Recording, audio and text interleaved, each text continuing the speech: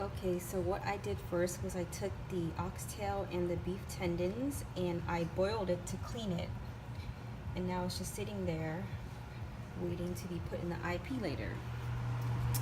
I cut one onion, a shallot, and ginger, and I'm going to put it in the IP to sear it, which I put ghee in here because it has a high boiling point, but you can use butter or whatever oils you like.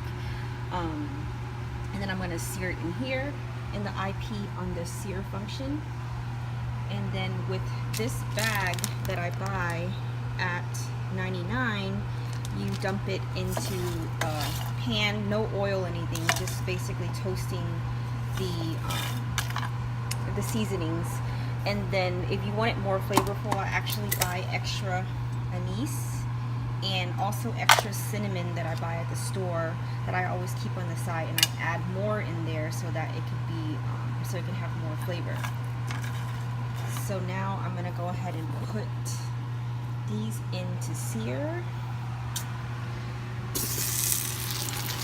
And basically you're gonna sear both sides for about just whenever you see that the dark side is gonna be caramelized.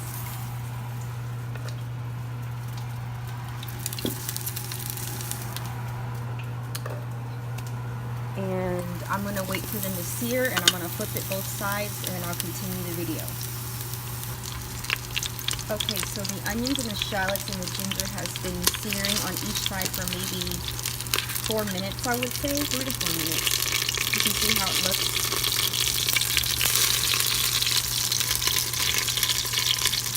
And then also with the ginger, I kind of cut little slips in it so that way the flavor can come out more.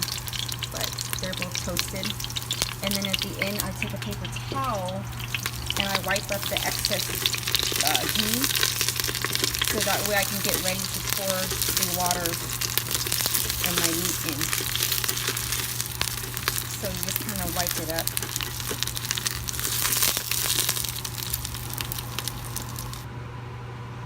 Okay, so after searing the onions and shallots, basically what you do is you add all your meats in, which is the tendon and also the oxtail, and then you add water to the max water line, which should be in your IP.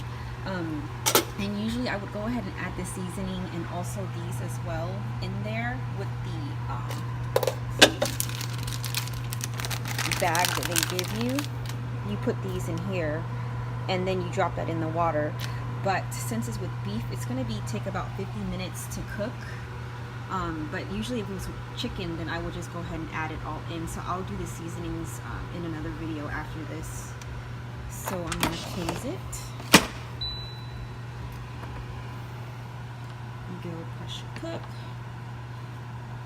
With mine, it's going to be bone-in meat. So about 50 minutes. So if you're using your regular IP, just do it on high pressure at 50 minutes. So you just press start, and then we're just going to wait, and then we're basically making the beef broth.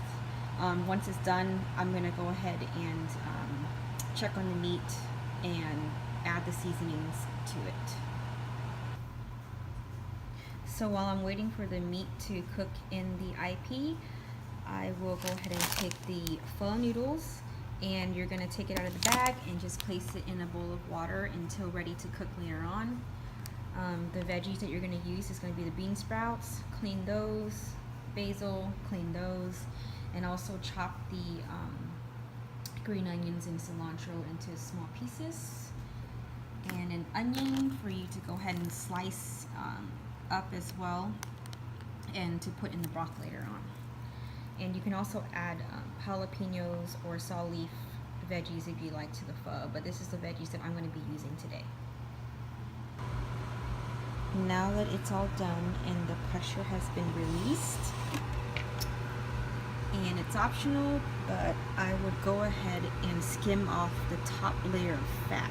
This is when it's with beef, but when it's with chicken, you don't really have to because there's barely any fat in the broth, but I would just do it since it looks really thick top. See? Now what I do is I'm going to go ahead and remove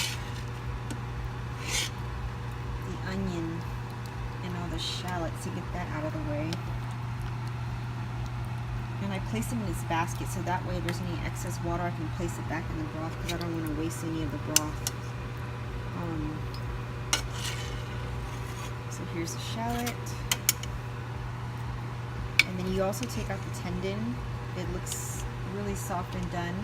And you can place it in an ice water bath so that way you can cut it into smaller pieces later on.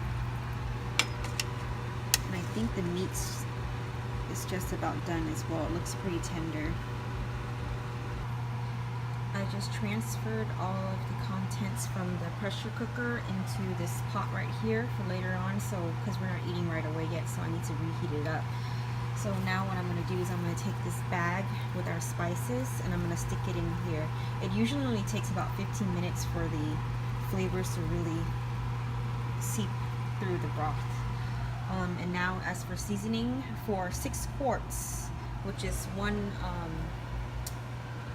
bowl of this pressure cooker right here, you're going to use 1 tablespoon of sea salt, which is about a soup spoon, 2 tablespoons of mushroom seasoning, and about 2 tablespoons of rock sugar. If you're not sure, you can just kind of eyeball it or just use 1 ball first and see if you like it. So right here, I would say this is about 1 tablespoon, I would say. You just kind of eyeball it. And then I'm just going to add these 2 small ones, which makes it about 2 tablespoons. So you just start with that first, and if it doesn't work out or you can adjust the level of sweetness later on. And then also I'm probably going to add a little bit more water as well, because after I took out the meat, the water level went down a little bit. So we'll just kind of season it first and see how it tastes. This is optional, but if you'd like, you can put 1 tablespoon of fish sauce in the broth as well. So I just put fish sauce into this tablespoon and just put in the broth. So the broth is done now. I tasted the broth and it was a little bit salty, so what I did was I add more water and also some of these extra anise to make the broth more herbal flavor. And this is the meatballs that I use, and I cut into 4s. And you can actually put it inside the broth to cook, or you can boil it on the side and leave it on the side to add to your broth later. This is the meat that I bought at 99 Ranch. I bought this just to be fancy, just to try it out. It's only $3.95. And then this is the one that I usually buy, which is the beef ribeye roll at 99.